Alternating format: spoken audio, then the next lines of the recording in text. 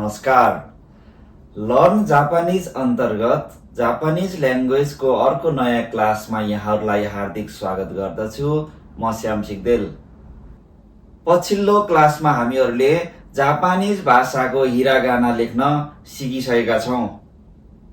त्यसैगरी आजको क्लासमा हामीहरूले जापानिज भाषाको हिरागानाको आधा अक्षर लेख्ने तरिका सिक्न गइरहेका छौं। कृपया यो भिडियोलाई अन्तिमसम्म हेर्नुहोला। त्यसभन्दा अगाडि यदि यहाँहरूले यस च्यानललाई सब्स्क्राइब गर्नुभएको छैन भने कृपया सब्स्क्राइब गर्नुहोला। साथै छेउमा रहेको बेल आइकनलाई थिच्नुभयो भने आउने भिडियोहरूको नोटिफिकेसन पनि यहाँहरूले प्राप्त गर्नुहुनेछ। अब लागौं आजको क्लासतर्फ। विशेष गरी हिरागानाको आधा अक्षरहरू लेख्ने तरिकाहरू दुई प्रकारको हुन्छ। पहिलो तरिका अन्तर्गत दुईवटा अक्षरलाई मिलाएर आधा अक्षर लेखिन्छ भने दोस्रो तरिकामा एउटा अक्षरबाट आधा अक्षर लेखिन्छ। आजको क्लासमा हामीहरू पहिला दुईवटा अक्षरलाई मिलाएर कसरी आधा अक्षर लेख्ने भन्ने सिक्न गइरहेका छौं। हिरागानाको आधा अक्षर लेख्नको लागि दुईवटा अक्षर मिलाएर हुने आधा अक्षर लेख्नको लागि ई साउन्ड आउने अक्षरसँग या, यु, यो जोड्नु पर्दछ।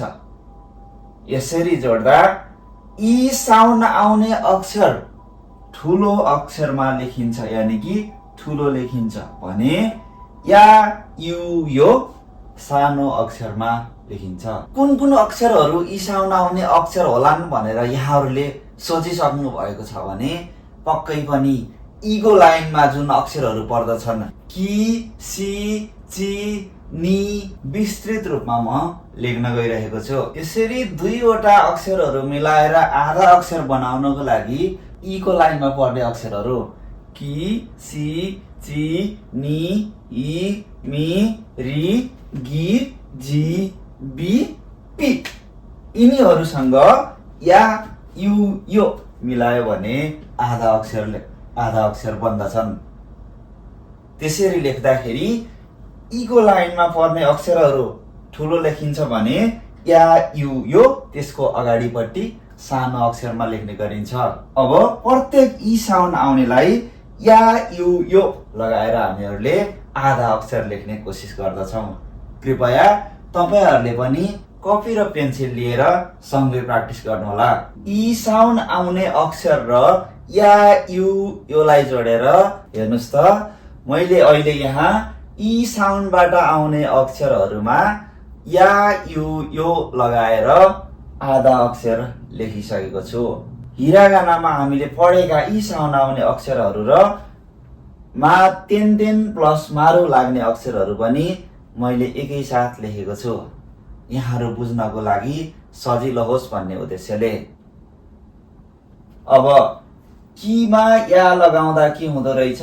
किमा या लगाउँदा किया नभइकन क्या, किमा यु लगाउँदा कियु नभइकन क्यु, किमा यो लगाउँदा कियो नभइकन क्यो। त्यसै गरी सीमा या लगाउँदा स्या, सीमा यु लगाउँदा स्यु, सीमा यो लगाउँदा स्यो। चिमा या लगाउँदा च्या, चिमा यु लगाउँदा च्यु, चिमा यो लगाउँदा च्यो।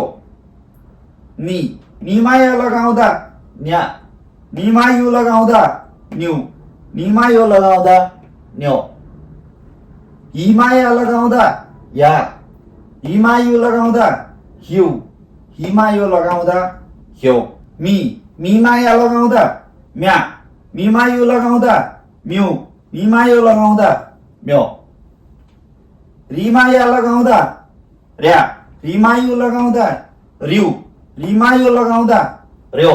त्यसै गरी गिमाया लगाउँदा ग्या, गिमायु लगाउँदा ग्यु, गिमायो लगाउँदा ग्यो।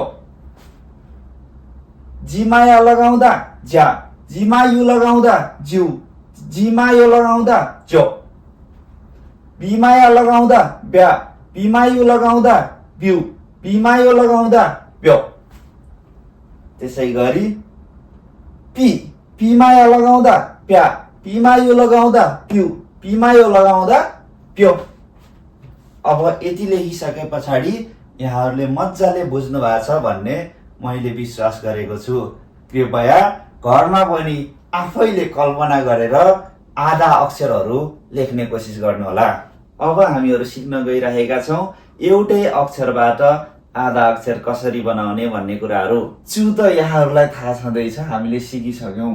यदि यहाँहरूले सानो चु लगाउनु भयो भने, चुमा ठुलो चु होइन कि सानो चु लगाउनु भयो भने यसले योभन्दा अगाडि आउने अक्षरको आधा अक्षर बनिन्छ। हेर्नुहोस् त, अक्षरको बिचमा सानो चु लगाएमा त्यसले लगत्तै आउने अक्षरको आधा अक्षरको काम गर्छ।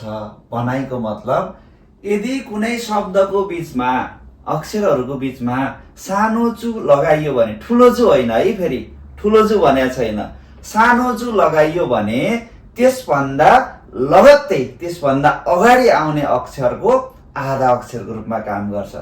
भनेपछि आधा अक्षर बनाउनको लागि हामीले प्रत्येक अक्षर लेखिराख्नु परेन। एउटानो चुले सम्पूर्ण अक्षरको आधा अक्षरको रूपमा काम गर्छ भन्ने बुझिन्छ। जस्तै उदाहरण गराएर हेरौँ हामीहरूले। हेर्नुहोस्, फेरि भन्दैछु है, सबै अक्षरलाई आधा अक्षर बनाउनको लागि मात्र एउटा सानो चु नै काफी हुने भयो। यहाँ मैले के उदाहरणहरू लेखेको छु हेर्नुहोस् त। गा सानो चु को, गाको भनिन्छ है। यो अगाडि को आएपछि जुन अगाडि आएको छ त्यसैको आधा अक्षरको काम गरिदियो। गाको, अब गाचुको भन्न पाइएन है। गाको अगाडि को आए पछाडि को आधा अक्षर। यसै गरी यो जा सानो चु सी लेखेको छु, यसलाई जासी भनिन्छ है।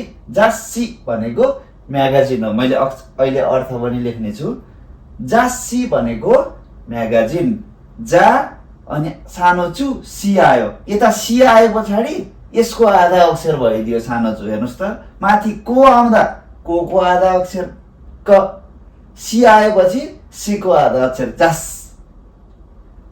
अब निक्की पछाडि कि आयो, कि आए पछाडि फेरि कि को आधा अक्षरै भइदियो निक्की। यहाँ कि सानो चु सातेन, किस्सातेन भन्छ है। किस्सातेन भनेको कफी कप हो। अहिले अर्थ लेख्छ किस्सातेनको। हेर्नुहोस् त, यहाँ सा छ, सा आएपछि आधा स भइदियो। यसको अर्थहरू पनि लेख्दैछु, फेरि प्रोनाउन्स गरौँ सँगै। गाको, जासी, निक्की, किस्सातेन। गाको भनेको के रहेछ? स्कुल। जासी भनेको म्यागाजिन। निक्की भनेको डायरी। किस्सातेन भनेको कफी सप। यति लेखेपछि यहाँहरूले आधा अक्षर लेख्ने क्रम बुझ्नुभयो होला भन्ने विश्वास गरेको छु। यसका साथसाथै आजको हाम्रो क्लास पनि सकिएको छ। अब अर्को क्लासमा हामीहरूले जापानिज भाषाका अङ्कहरू लेख्न सिक्नेछौँ। यतिन्जेलसम्म हेरेर साथ दिनुभएकोमा यहाँहरूलाई धेरै धेरै धन्यवाद। म श्याम सिक्देल पनि बिदा चाहन्छु। हस्त, नमस्कार। यहाँहरूको समय शुभ रहोस्।